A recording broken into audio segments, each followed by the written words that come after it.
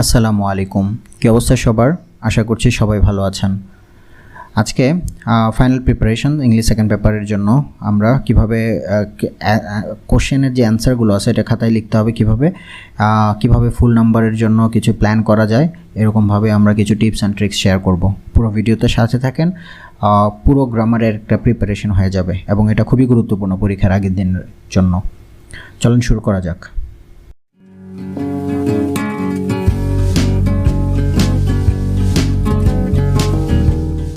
আচ্ছা, প্রথমে আমরা দেখি কোশ্চেনের দেখতে কেমন হয়। আপনাদের 100 মার্কের কোশ্চেন, 11টা গ্রামার পার্ট, যার মধ্যে 60 নাম্বার, আর রাইটিং পার্টে 40 নাম্বার। তো প্রথম কোশ্চেনে থাকবে উইথ ক্লুজ যেখানে আপনার বিভিন্ন পার্টস অফ স্পিচ, সেখানে আর্টিকেল, প্রিপোজিশন থেকে শুরু করে নাউন, অ্যাডজেক্টিভ, ভার্ব, অ্যাডভার্ব সব কিছুই হতে পারে, ইভেন কনজাংশন হতে পারে। আচ্ছা, দেন হচ্ছে আপনার সেকেন্ড কোশ্চেন আসবে উইদাউট ক্লু, একই টপিকের উপরে। দেন থার্ড নাম্বারে টেবিল, 4 নাম্বারে হচ্ছে রাইট ফর্ম ভার্বস 10টা আসবে 5 নাম্বারের জন্য। তারপরে 5 নাম্বারে হচ্ছে আপনার ন্যারেশন আসবে 5 নাম্বার। 6এ আসবে হচ্ছে আপনার চেঞ্জিং সেন্টেন্স 10টা 10 নাম্বার। 7 হচ্ছে কমপ্লিটিং সেন্টেন্স 5টা 5 নাম্বার। 8 নাম্বারে হচ্ছে সাফিক্স প্রিফিক্স 10টা 5 নাম্বার। 9 নাম্বারে হচ্ছে ট্যাগ কোশ্চেন আসবে 5টা 5 নাম্বার। দেন হচ্ছে 10 নাম্বার হচ্ছে কানেক্টরস 5টা আসবে 5 নাম্বার। আর 11 নাম্বার হচ্ছে আপনার পাংচুয়েশন, যেটা 5 নাম্বারের জন্য আসবে। দেন রাইটিং পার্ট হচ্ছে টোটাল 40 নাম্বার। 40 নাম্বারের প্রথমটা আসবে সিভি, কভার লেটার সহ, যেখানে 8 নাম্বার আসবে। তারপরে অ্যাপ্লিকেশন ফর্মাল, যেটা আসবে 10 নম্বরের জন্য। প্যারাগ্রাফ আসবে 10 নম্বরের জন্য এবং একটা কম্পোজিশন আসবে 12 নম্বরের জন্য, 250 ওয়ার্ডের মধ্যে লিখতে বলবে। আচ্ছা, এই হচ্ছে কোশ্চেনের মতো।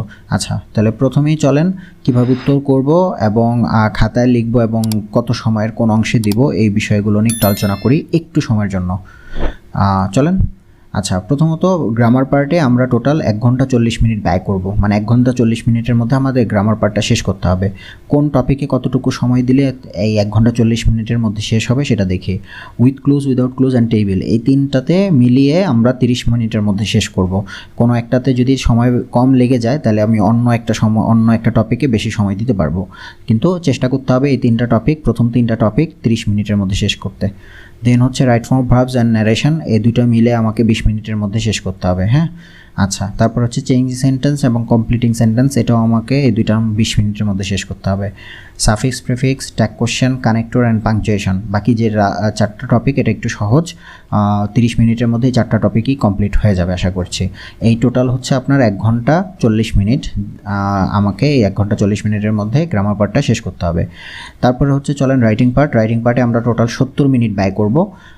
সিভি এবং অ্যাপ্লিকেশন এই দুইটা মিলিয়ে আমরা টোটাল 30 মিনিটের মধ্যে শেষ করতে হবে। হ্যাঁ, আর প্যারাগ্রাফ অ্যান্ড কম্পোজিশন এই দুইটা 40 মিনিটে শেষ করতে হবে।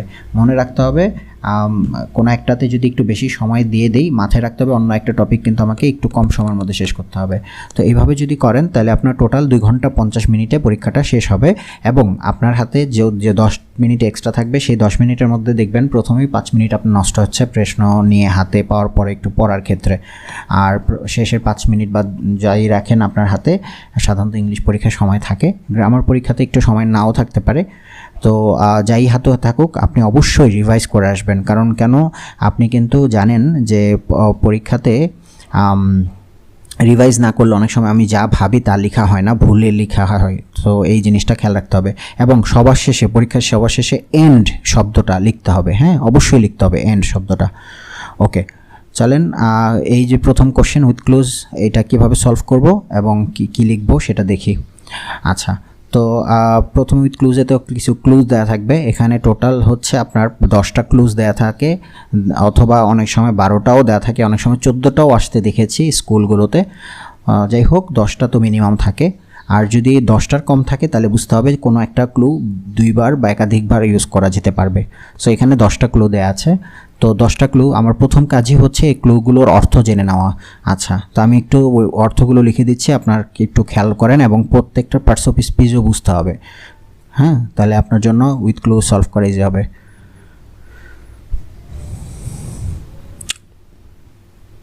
একটু দেখে নেন ভিডিওটা, নাহলে লম্বা হয়ে যাবে। আচ্ছা, আশা করি দেখেছেন। আচ্ছা, উইথ ক্লুজ সলভ করার জন্য এই যথেষ্ট এই ওয়ার্ডের অর্থগুলো সঠিকভাবে বসায়, মানে যদি আপনি অর্থ অনুযায়ী বসান সঠিকভাবে তাহলে যথেষ্ট।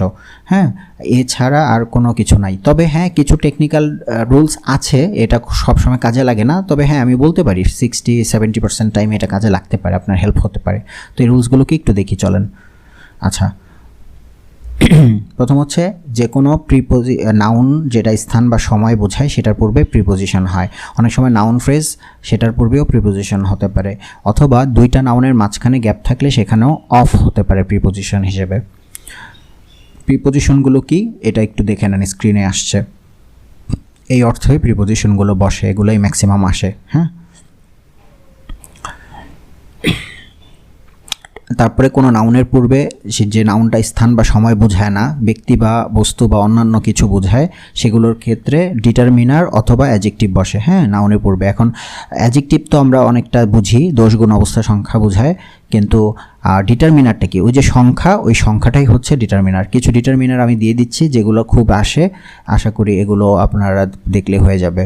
তো যদি কোনো নির্দিষ্ট হবে, হ্যাঁ নির্দিষ্ট যে কোনো একটা নাম যদি বোঝায় সেখানে দা, দিস বা দ্যাট এগুলো বসতে পারে। যদি অনির্দিষ্ট একটি নাম বোঝায়, একটি, হ্যাঁ একাধিক না, একটি, তখন আমরা এ বা an, no, any, every, each এই কয়েকটার মধ্যেই আমরা অ্যান্সার করতে পারবো। আর যদি অনির্দিষ্ট অনেকাধিক নাম বোঝায় সেই ক্ষেত্রে আমরা এই শব্দগুলো মেনি, মাছ। আচ্ছা, মেনি হচ্ছে যে নাউন গণনা করা যায়, মাছ হচ্ছে যে নাউন গণনা করা যায় না, ফিউ হচ্ছে গণনা করা যায়, লিটল হচ্ছে গণনা করা যায় না, এমন নাউনের পূর্বে বসবে। আর বাকিগুলো যে কোনো নাউনের পূর্বে বসতে পারে, তবে সেটা অবশ্যই অনির্দিষ্ট একাধিক নাম হতে হবে আর কি। আচ্ছা, এটা বুঝতে পেরেছেন আশা করি ডিটারমিনার কী জিনিস। আবার অনেক সময় নাউন এবং ডিটারমিনার দুইটাই প্রশ্ন থাকে, মাঝখানে গ্যাপ থাকে, সেক্ষেত্রে আমরা অ্যাডজেক্টিভ ইউজ করব। কোনো ভার্ব বা অ্যাডজেক্টিভের পূর্বে যদি গ্যাপ থাকে সেখানে অক্সিলারি ভার্ব ইউজ করব।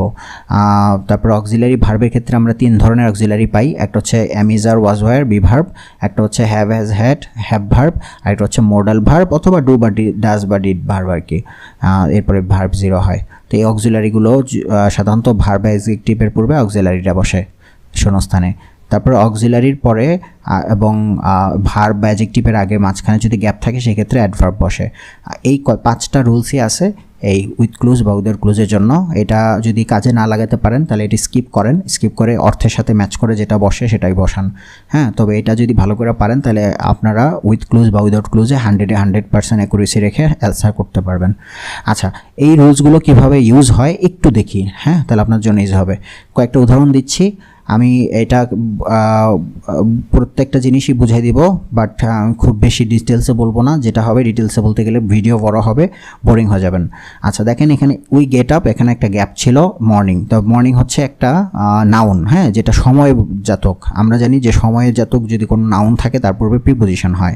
আর প্রিপোজিশনের অর্থ দেয়া আছে উপরে। আমি কিন্তু প্রিপোজিশনের বিভিন্ন প্রিপোজিশন অর্থ সহ দিয়েছিলাম। ওই অর্থে যদি আমি চিন্তা করি তাহলে কিন্তু এখানে ইন ছাড়া আর কোনো প্রিপোজিশনই আসবে না। ইনের অর্থ হচ্ছে মধ্যে বা অতে। তাহলে আমরা যদি চিন্তা করি যে উই গেট আপ মর্নিং, আমরা সকালে উঠি, সকাল এই যে এ শব্দটা আসছে, আমরা এই শব্দটা বা শব্দ বা তে শব্দ যদি আসে সেক্ষেত্রে প্রিপোজিশন ব্যবহৃত হয় ইন। আচ্ছা, আর প্রিপোজিশনই কেন বেশি বসাবো? কারণ এখানে নাউনটা হচ্ছে সময়বাচক। আমরা একটু দেখে আসছি যে স্থান বা সময়বাচক নাউনের পূর্বে প্রিপোজিশন বসে। আবার দ্য ডোর, এখানে একটা গ্যাপ আছে, দেন রুম। তো দুইটা নাউনের মাঝখানে কিন্তু আমরা বলছি ম্যাক্সিমাম ক্ষেত্রে অফ বসে। আচ্ছা, তারপরে বয় ইজ প্লেয়িং। আচ্ছা, এই বয় বলতে কোন বয় আমরা কিন্তু জানি না, অনির্দিষ্ট। আমরা জানি অনির্দিষ্ট এবং বয়টা সিঙ্গুলার, কারণ প্লুরাল হলে বয়েজ হতো। তো অনির্দিষ্ট যদি একটি নাউনকে বোঝায় তার পূর্বে এ বা অ্যান বা অনেক সময় এনিও বসে। হ্যাঁ, তো এখানে যেহেতু সাউন্ডটা কনসোনেন্ট এজন্য আমরা এ বসাচ্ছি। তো এগুলো প্রত্যেকটা। তারপরে 5 নম্বর উদাহরণটা দেখেন, he is an honest man. এখানে ম্যানের পূর্বে কিন্তু একটা অ্যান ছিল। তো আমরা একটু আগে এখানে দেখেছি যে কোনো নাউনের পূর্বে যদি অলরেডি ডিটারমিনার থাকে আর মাঝখানে যদি গ্যাপ থাকে সেখানে কিন্তু একটা অ্যাডজেক্টিভ বসে। তো এই ক্ষেত্রে অ্যান ম্যান তো হবে না। তো এমন একটা শব্দ আনতে হবে যেটা অ্যাডজেক্টিভ প্লাস ভাওয়েলের সাউন্ড ক্যারি করে, কারণ অ্যানের পরে যে কোনো অ্যাডজেক্টিভ আনলে হবে না। যদি আমি বলতাম এই গুড ম্যান, হ্যাঁ, বা গ্রেট ম্যান, গ্রেটের কিন্তু ভাওয়াল সাউন্ড ক্যারি করে না, এই জন্য অ্যান এর পরে গ্রেট বসানো যাবে না। নর্মালি হতো যদি এ থাকতো তাহলে এ গ্রেট ম্যান বসানো যেত, বাট এখানে একটা অ্যাডজেক্টিভ বসবে, সেটাই হচ্ছে আমাদের রুলস। তাহলে an honest man. Okay okay, an important ম্যানও বলা যায়, কারণ হচ্ছে ইম্পর্টেন্ট ভাওয়াল সাউন্ড ক্যারি করে। তারপরে দেখেন দিস রেড, রেড হচ্ছে একটা অ্যাডজেক্টিভ, অ্যাডজেক্টিভের পরে আমরা জানি নাউন বসে, তাহলে এখানে ক্ষেত্রে কার ইউজ করা হয়েছে। তারপর দেখেন শি ইজ কুকিং, ইজের পরে কিন্তু ভার্বের সাথে আইএনজি বসতে পারে, কখন অ্যাক্টিভ হলে, আর যদি ভার্ব থ্রি কখন যদি প্যাসিভ হয়, যেমন the cake was eaten, cake খেয়েছে, কেউ না কেউ খেয়েছে, যেন প্যাসিভ হওয়ার কারণে এই অক্সিলারি বি ভার্ব যেটা এমিজার, এটার পরে ভার্ব থ্রিও হয়েছে। তারপরে দে হ্যাড, হ্যাডের পরে আমরা জানি ভার্ব থ্রি লিখতে হয়, তো ফিনিশড দ্য ওয়ার্ক। আচ্ছা, শি ক্যান, ক্যান হচ্ছে মডেল, মডেলের পরে ভার্বের বেস ফর্ম হয়, সো শি ক্যান সুইম। হ্যাঁ, আচ্ছা, তারপরে ডু বা ডোন্ট আছে, আই ডোন্ট অথবা আই ডু, ডু ভার্বের পরে কিন্তু বেস ফর্ম হয়, সো এখানে বেস ফর্ম হিসেবে নো ইউজ করা হয়েছে অর্থ কারণে। তারপরে দেখেন এখানে হি হ্যাজ কাম, কাম কিন্তু ভার্ব থ্রি হিসেবে আসছে, হ্যাজের পরে ভার্ব থ্রি। আমরা জানি যে হ্যাভ ভার্বের পরে যদি যেমন অক্সিলারি পারের যদি ভার্ব থাকে আর মাঝখানে যদি গ্যাপ থাকে, সেক্ষেত্রে কিন্তু একটা অ্যাডভার্ব হয়, ম্যাক্সিমাম ক্ষেত্রে আসলে রিসেন্টলি বা অলরেডি হয় হ্যাজ এবং ভার্ব থ্রি মাঝখানে। তারপর শি ইজ কাইন্ড, সে তাহলে ইজ হচ্ছে অক্সিলারি, এরপরে হচ্ছে অ্যাডজেক্টিভ, এর মাঝখানে কি বসবে, অক্সিলারি এবং অ্যাডজেক্টিভের মাঝখানে কিন্তু অ্যাডভার্ব বসে, এই যে অক্সিলারি এবং অ্যাডজেক্টিভের মাঝখানে 5 নম্বর রুলস অ্যাডভার্ব বসে। দে ওয়ার লেট, লেট হচ্ছে অ্যাডজেক্টিভ, ওয়ার হচ্ছে অক্সিলারি, তাহলে অক্সিলারি এবং অ্যাডজেক্টিভের মাঝখানে অ্যাডভার্ব, নেভার হচ্ছে অ্যাডভার্ব। আশা করি এই রুলসগুলো আপনাদের যে কোনো উইথ ক্লোজ এবং উইদাউট ক্লোজে কাজে লাগবে, যদি বুঝতে পারেন, না বুঝতে পারলে স্কিপ করেন। আমরা এখন সলভ করি এটা। Education removes our ignorance and gives us the এরপরে হচ্ছে প্রিপোজিশন, আমরা জানি দা এর পরে নাউন হয়, তো এখানে একটা নাউনের প্রয়োজন হবে। তো আমরা কিন্তু ফার্স্টেই দেখে আসছি উপরের অর্থগুলো এবং তার পার্টস অফ স্পিচগুলো। হ্যাঁ, তাহলে আমরা কিন্তু ওই অনুযায়ী এখানে একটা নাউন বসাবো। কি দেখ, এডুকেশন আমাদের কি দেয়, এখানে নাউন হিসেবে আছে লাইট, লাইট কিন্তু আলো, হ্যাঁ বলতেই পারি যে দ্য লাইট অফ নলেজ, জ্ঞানের আলো প্রদান করে এবং দূর করে কি ইগনোরেন্স, অজ্ঞতা। ইন রেসপেক্ট, এরপরে কি ইম্পার্টিং এডুকেশন, এডুকেশন হচ্ছে নাউন। হ্যাঁ, তো নাউনের পূর্বে আমরা জানি যে এখানে ইন রেসপেক্ট এটাও একটা নাউন, আবার এডুকেশন এটাও একটা নাউন, তো দুইটা নাউনের মাঝখানে কিন্তু সাধারণত প্রিপোজিশন বসে। উপরে প্রিপোজিশন বলতে আমার কাছে আছে অফ, হ্যাঁ, বিটুইন, অ্যাবাউট, তিনটা। তাহলে এই ক্ষেত্রে অ্যাবাউট মানে সম্পর্কে, বিটুইন মানে মধ্যে, দুইয়ের মধ্যে, আর অফ মানে এর। তাহলে এই দুই তিনটার মধ্যে অফ অর্থটাই মিলবে এখানে, অফ মানে এর। তাহলে ইম্পার্টিং এডুকেশন মানে এডুকেশন গঠনের ক্ষেত্রে, ইন রেসপেক্ট মানে ক্ষেত্রে। হ্যাঁ, রেসপেক্ট সাধারণত অর্থ হচ্ছে সম্মান করা, বাট ইন রেসপেক্ট মানে এখানে ক্ষেত্রে বোঝাচ্ছে। তাহলে in respect of imparting education there should be discrimination, discrimination কিন্তু নাউন, আর নাউনের পূর্বে কিন্তু আমরা জানি ডিটারমিনার বসতে পারে, ডিটারমিনার হিসেবে এখানে নো দেয়া আছে, তাহলে নো ডিসক্রিমিনেশন হবে। হ্যাঁ, কোনো ডিসক্রিমিনেশন থাকা উচিত না। ম্যান অ্যান্ড উইমেন, আচ্ছা দেখেন এখানে দুইজন আছে আর দুইজনই নাউন, আর আমরা জানি যে দুইজন নাউনের পূর্বে আমরা প্রিপোজিশন হিসেবে বিটুইন ব্যবহৃত হয়, এবং একাধিক নাউনের যদি মধ্যে বোঝায় সেক্ষেত্রে আমরা অ্যামং ইউজ করি, তো এখানে বিটুইন হবে, between man and women. Education is one of the, এখানে হবে হিউম্যান রাইটস, তো হিউম্যান রাইটস কিন্তু একটা নাউন। হ্যাঁ, এটার আগে কিন্তু একটা অ্যাডজেক্টিভ হবে, অ্যাডজেক্টিভ হিসেবে এখানে দেওয়া আছে বেসিক, তারপর আর দেওয়া আছে রাইট, আর কি দেওয়া আছে, আর কিছু দেওয়া নাই, সো এখানে বেসিক অথবা রাইট, তা রাইট হিউম্যান রাইটস হবে না, বেসিক হিউম্যান রাইটস হবে, হ্যাঁ, মুখ্য অধিকার। তারপরে if we deprive women of the, দায়ের পরে নাউন হয় কি, দ্য লাইট একটা নাউন ছিল যেটা দিয়ে দিয়েছি, আর কি হতে পারে, রাইট, রাইট, হ্যাঁ এটা হতে পারে দ্য রাইট অফ এডুকেশন, অধিকার, রাইট মানে অধিকার, হ্যাঁ দ্য রাইট অফ এডুকেশন। হ্যাঁ, তারপরে হচ্ছে এডুকেশনের পরে দেয়া আছে হাফ অফ আওয়ার পপুলেশন, তো হাফ অফ আওয়ার পপুলেশন এটা হচ্ছে একটা নাউন ফ্রেজ, নাউন ফ্রেজের পূর্বে আমরা অ্যাডভার্ব বসাতে পারি, অ্যাডভার্ব হিসেবে এখানে আমাদের কাছে আছে অলমোস্ট, আর কিছু আছে নাই, তাহলে অলমোস্ট এখানে হবে, তো almost half of our population. হ্যাঁ, তারপরে হচ্ছে আমরা এখানে বসাবো রিমেইন, রিমেইন হচ্ছে ভার্ব জিরো, আমরা জানি ভার্ব জিরো কার কার পরে হয়, ডু ভার্ব এবং মডেল ভার্ব, সো এখানে কিন্তু একটা মডেল ভার্ব দেওয়া আছে উইল, তাহলে এখানে হবে উইল রিমেইন ইন ডার্কনেস। আচ্ছা, তারপরে হচ্ছে no development can be brought, brought হচ্ছে একটা, আমরা জানি যে ব্রিং, ব্রট এগুলো হচ্ছে অ্যাপ্রোপ্রিয়েট প্রিপোজিশন, এটার পরে অলওয়েজ অ্যাবাউট হয়, ব্রিং অ্যাবাউট, ব্রট অ্যাবাউট, তো এটার পরে অ্যাবাউট হবে, এখানে অ্যাবাউট দেয়া আছে, তাই ব্রট about, without the participation of women, so the government is doing everything to. আচ্ছা, এখানে বলছে টু। টু হচ্ছে আমরা প্রিপোজিশন, টু এর পরে সাধারণত টু ভার্ব একমাত্র প্রিপোজিশন, তারপরে ভার্বের বেস ফর্ম হতে পারে। তো এখানে একটাই ভার্ব আছে educate, to educate the women folk, নারীদের শিক্ষিত করার জন্য গভর্নমেন্ট সব কিছু করার চেষ্টা করছে। আশা করি বুঝতে পেরেছি। এই অ্যান্সারগুলো কীভাবে খাতায় লিখবেন, এইভাবে খাতায় লিখবেন অ্যান্সার টু দ্য কোশ্চেন নং, এবং সিরিয়ালি, কখনোই সেকেন্ড কলামে যাবেন না, একটা কলামেই রাখবেন। আচ্ছা, এবার আসেন সেকেন্ড। এটাও আমরা ওই উইদাউট ক্লু একই রকমভাবে সলভ করব। আমি এটা নিয়ে আর কথা বলছি না, এটা একটু দেখে নেন, ভিডিও বড় হয়ে যাবে। কীভাবে সলভ করবো, ওই একই রুলস অনুযায়ী অর্থের সাথে ম্যাচ করে। এটার অ্যান্সার হচ্ছে এই কয়েকটা। আচ্ছা, এরপর আসেন আপনার হচ্ছে টেবিল। টেবিল কীভাবে সলভ করবেন, অবশ্যই টেবিলে 5টা সেন্টেন্স আসবে, 5টা আপনার অর্থের সাথে ম্যাচ করতে হবে। হ্যাঁ, মাথায় রাখবেন এখানে নিউজ পেপার এবং ইট, এই দুইটা হচ্ছে সিঙ্গুলার, আর এখানে ভার্ব হিসেবেও কিন্তু এটার পরে সিঙ্গুলার আসবে। তো দ্বিতীয় কলামে ভার্ব আছে টোটাল 5টা, gives, has, are, present, is.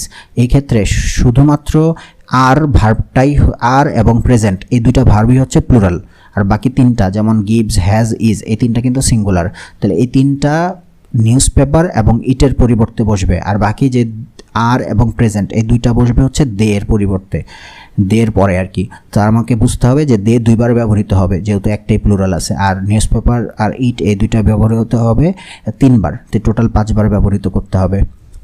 তাহলে নিউজ পেপার গিভস আমাদেরকে দেয়, কি দেয়, আজ news home and news of home and abroad. হ্যাঁ, নিউজ পেপার আমাদেরকে দেশে এবং বিদেশের খবর দেয়, হতেই পারে। তারপর হচ্ছে useful to all section of people.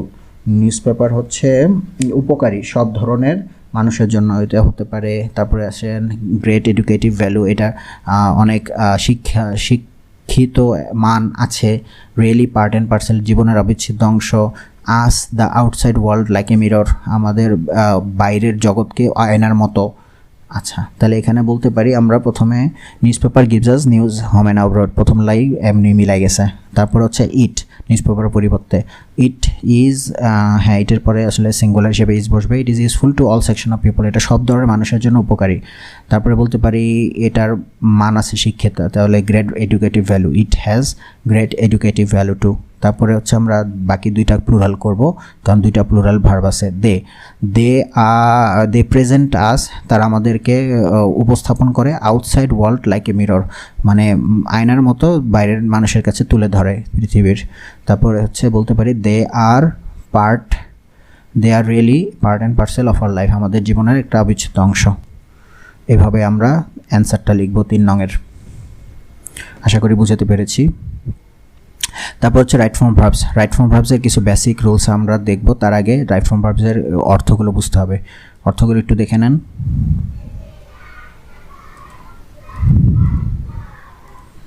ওকে, এবার আসেন কিছু বেসিক সোর্সের শর্টকাট। টু থাকলে এরপরে বেস ফর্ম হবে, তবে কিছু কিছু টু আছে, টু যুক্ত phrase, with a view to, look forward to, get use to, এগুলোর পরে ভার্বের সাথে আইএনজি হয়। প্রিপোজিশন থাকলে ভার্বের সাথে আইএনজি হয়। তারপরে বি ভার্ব এমিজার ওয়াজওয়ার থাকলে যদি অ্যাক্টিভ হয় ভার্বের সাথে আইএনজি, যদি প্যাসিভ হয় ভার্ব 3। হ্যাভ হ্যাজেডের পরে ভার্ব 3 হয়। হেল্পের পরে বেস ফর্ম অথবা 2 প্লাস বেস ফর্ম। গেটের পরে ভার্ব 3 হয়। মডেল ভার্ব যদি অ্যাক্টিভ হয় ভার্ব 0 হয়। মডেল ভার্ব প্যাসিভ হলে বি প্লাস ভার্ব 3 হয়। একাধিক ভার্ব থাকলে একটা ভার্বের সাথে আইএনজি আর একটা 2 প্লাস ভার্ব 0 হয়। তারপরে যদি চিরন্তন সত্য সবসময় হয়, প্রায় হয় এমন কাজ বলে, তাহলে ভার্ব 1 অথবা ভার্ব 1 এর সাথে এস বা ইয়েস হয়। অতীতে শেষ হওয়া কাজকে বোঝালে ভার্ব 2 বলে, আর ভবিষ্যতে বা অনুমান নির্ভর বা উপদেশমূলক কাজের জন্য আমরা মডেল প্লাস ভার্ব 0 করি। এই কয়েকটা বেসিক রুলস দিয়ে আমাদের রাইট ফর্ম ভার্বস কমপ্লিট হয়ে যাবে। চলেন সলভ করি।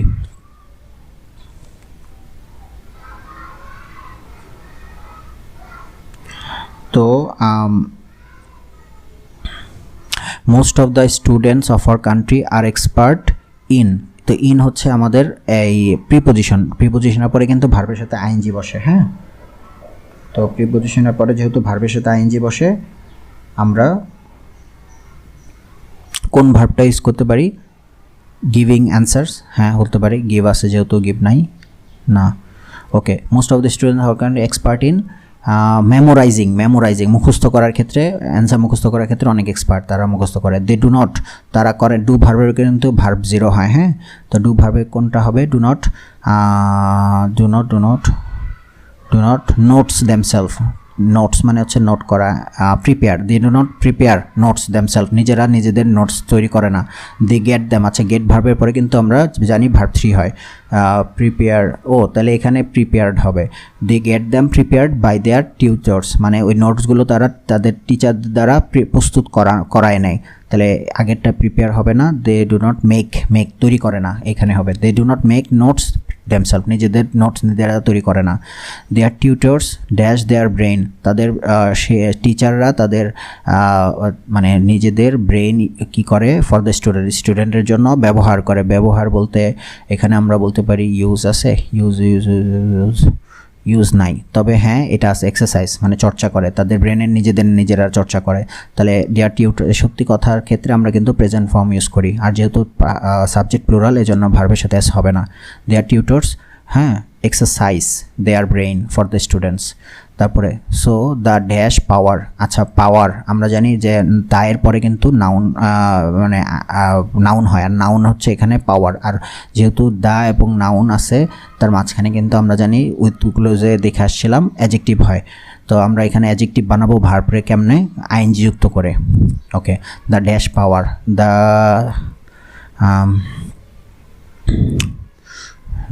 কি পাওয়ার হতে পারে, থিঙ্কিং পাওয়ার, হ্যাঁ চিন্তা করার শক্তি of the student does not, a do verb আছে, ডু ভার্বেও কিন্তু ভার্ব 0 হয়, আর ডাজ নট ডেভেলপ মানে উন্নতি হয়, তারা যে চিন্তার করা শক্তি এটা উন্নতি হয় না, কারণ তার টিচাররা তাদের নিজেদের ব্রেন খাটায় স্টুডেন্টের জন্য, সো স্টুডেন্টের নিজেদের ব্রেন ইমপ্রুভ হয় না। আচ্ছা তারপরে দে ডু নট হ্যাভ, তাদের নাই, any dash of their language, command, হ্যাঁ কোনো কমান্ড নাই তাদের নিজের ল্যাঙ্গুয়েজের প্রতি। They of course dash well in the examination, তারা অবশ্যই ভালো করে, হ্যাঁ do well in the examination, ভালো করে। বাট ফর দিস, এটার জন্য দে ক্যান ক্লেম, দাবি করতে পারে, নো ক্রেডিট, কোনো ক্রেডিটই দাবি করতে পারে না। দিস রেজাল্ট ডাজ নট, আবারও ডু ভার্ব আছে, ডু ভার্ব করে কিন্তু ভার্ব 0 হয়। This result does not dash them in their later life, তা হেল্প করে না তাদের জীবনে, তা this result does not help them in their later life. আশা করি বুঝতে পেরেছেন। তা লিখবো কীভাবে আমরা অ্যান্সারগুলো, এইভাবে, আশা করি বুঝতে পেরেছেন। আচ্ছা ন্যারেশন সলভ করা আশা করি ইজি, আপনি পারবেন। তো এখানে প্রথমে সেইড আবির বলছে কি I have got GPA 5 in the examination, SSC examination.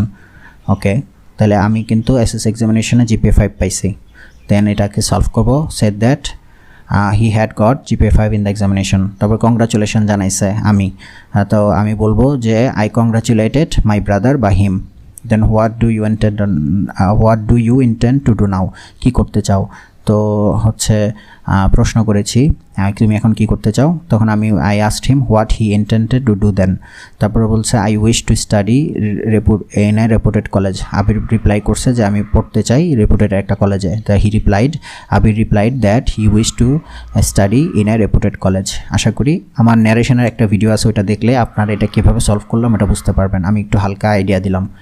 Okay, changing সেন্টেন্সে আমরা কিভাবে করব, internet is a computer based networking system, interrogative কেমনে করে, অক্সিলারি ভার্বটা শুরুতে নিয়ে আসে, isn't internet a computer based networking system, it is a speedy transmitting system of information, complex কেমনে করে আমরা জানি যে হয় দুইভাবে করা যায়, একটা হচ্ছে অ্যাডজেক্টিভকে আলাদা করে, হ্যাঁ তাহলে বলতে পারি it is a speedy system which transmit information, অথবা অ্যাডজেক্টিভকে আলাদা করলে it is a transmitting system of information which is very speedy হচ্ছে অ্যাডজেক্টিভ, এটাকে আলাদা করা যায়। তারপরে its function are not only smooth but also repaired, আমরা জানি not only but also negative, এটা অ্যাফার্মেটিভ বোথ এবং অ্যান্ড যুক্ত হয়, তাহলে both smooth and rapid. A man has an internet connection gets a link soon, simple. A man having, এখানে has আছে, দুইটা ভার্ব থাকলে আমরা জানি একটা ভার্বকে নন ফাইনাইট করে দিতে হয় সিম্পলে, তাহলে হ্যাজটাকে আমরা হ্যাভিং করে দিচ্ছি। A man having an internet connection gets a link soon. তারপরে many educational institution are greatly benefited through the use of internet, এটা সিম্পল আছে। কমপ্লেক্সে কেমনে করবো, it is the use of internet through which many educational institutions are greatly benefited, এটা হতে পারে। অথবা আমরা লিখতে পারি many educational institutions are greatly benefited as, যেহেতু দে ইউজ ইন্টারনেট, তারা ইউজ করে। পরেরটা এভাবে সলভ হবে। আশা করি আপনারা ক্লিয়ারলি বুঝতে পারছেন। আমি ব্যাখ্যা করছি না, ব্যাখ্যা করলে ভিডিও অনেক বড় হবে, আপনাদের প্রিপারেশনে আশা করি সবারই ভালো আছে, দেখে নেন। আর আমরা অ্যান্সার কীভাবে লিখবো, অ্যান্সার টু দ্য কোশ্চেন নং 6 লিখে তারপরে সিরিয়াল অ্যান্সারগুলো শুধু লিখে দিব, হ্যাঁ। আর একাধিক অ্যান্সার লিখবো না একটার ভিতরে, যেটা আমরা মনে করবো এটাই হবে ওইটাই লিখবো। আচ্ছা, কমপ্লিটিং সেন্টেন্স কীভাবে লিখবো, কমপ্লিটিং সেন্টেন্স আমরা লিখবো, লিখে হচ্ছে আন্ডারলাইন করে দেবো অ্যান্সার, পুরো প্রশ্ন সহ লিখবো, হ্যাঁ। প্রশ্ন সহ লিখে উত্তরের নিচে আন্ডারলাইন করে দেব। আচ্ছা, কমপ্লিটিং সেন্টেন্সের আমি একটা ভিডিও আছে, দেখে নেবেন, আপনারা ক্লিয়ার হয়ে যাবেন। তারপর হচ্ছে সাফিক্স প্রিফিক্স আমরা উইথ ক্লু এবং উইদাউট ক্লুতে যে রুলস পড়েছে ওই রুলস অনুযায়ী হবে, হ্যাঁ। এবং চেঞ্জ করে যেভাবে কীভাবে অ্যান্সার লিখবো, আমরা এভাবে অ্যান্সার লিখবো, সিরিয়ালি লিখবো অ্যান্সার। আশা করি বুঝতে পেরেছেন। ট্যাগ কোশ্চেনে আমরা পুরো কোশ্চেনটা উঠাইয়া তারপরে অ্যান্সার লিখবো। কীভাবে লিখবো, এভাবে, আর অ্যান্সারের নিচে আন্ডারলাইন করে দিব। আশা করি বুঝতে পেরেছেন। আচ্ছা, তো তারপর হচ্ছে কানেক্টরস যেভাবে কীভাবে লিখবো, অ্যান্সার টু দ্য কোশ্চেন নং 10 লিখে তারপর হচ্ছে এভাবে লিখবো। কানেক্টরের একটা ভিডিও আছে, দেখে নেবেন, ক্লিয়ারলি বুঝতে পারবেন। তারপর হচ্ছে কীভাবে আমরা অ্যান্সার করবো, পাংচুয়েশনটা এভাবে অ্যান্সার করব। আর আপনি যা যা ঠিক করবেন তার প্রত্যেকটা নিচে আন্ডারলাইন করে দিবেন। আশা করি বুঝতে পেরেছেন। আচ্ছা, রাইটিং পার্টে কীভাবে লিখবো, সিভি আসছে, সিভিটা অবশ্যই আপনার নাম এবং আপনি কি পাস করেছেন এটা খেয়াল রাখবেন। যদি নিউজ পেপারে নাম উল্লেখ রাখে সেটাও খেয়াল করবেন। আমরা প্রথমে কভার লেটার লিখবো খাতার এক পাশে এভাবে, আশা করি দেখতে পাচ্ছেন। দেন হচ্ছে আমরা একটা কারিকুলাম ভিটাই খাতার ডান পাশে ওইটা লিখবো। অবশ্যই ডিগ্রি অবশ্যই উল্লেখ থাকবে, সেটা খেয়াল রাখবেন। এসএসসি এইচএসসি পর্যন্ত বলছে দেখে আমরা শুধু এইটুকুই রাখছে, চাইলে কিন্তু বিবিএ বা এমবিএ পর্যন্তও থাকতে পারতো। আচ্ছা, দেন হচ্ছে আপনার অ্যাপ্লিকেশন এরভাবে লিখবেন খাতায়, 2 পৃষ্ঠা অ্যাপ্লিকেশন লেখা যায়, 1 পৃষ্ঠা লিখলে ভালো, বা 2 পৃষ্ঠা লেখা যায়। আশা করি বুঝতে পেরেছেন। দেন হচ্ছে আপনার প্যারাগ্রাফ কীভাবে লিখবেন, ঠিক এভাবে একটা প্যারাতে শেষ করবেন, প্রত্যেকটা ওয়ার্ডের প্রথমটা বড় হাতের লিখবেন। তারপরে হচ্ছে কম্পোজিশনটা অবশ্যই অনেকগুলো 4-5 পৃষ্ঠা লিখবেন, চেষ্টা করবেন যত বেশি লেখা যায়। অবশ্যই 250 ওয়ার্ডের বেশি লিখতে হবে। আচ্ছা, এবং খাতা শেষে এন্ড শব্দটা লিখে শেষ করে দেবেন। Thank you for watching. কোনো কোশ্চেন থাকলে আপনারা কমেন্টে জানাতে পারেন। থ্যাংক ইউ, আল্লাহ হাফেজ, আসসালামু আলাইকুম।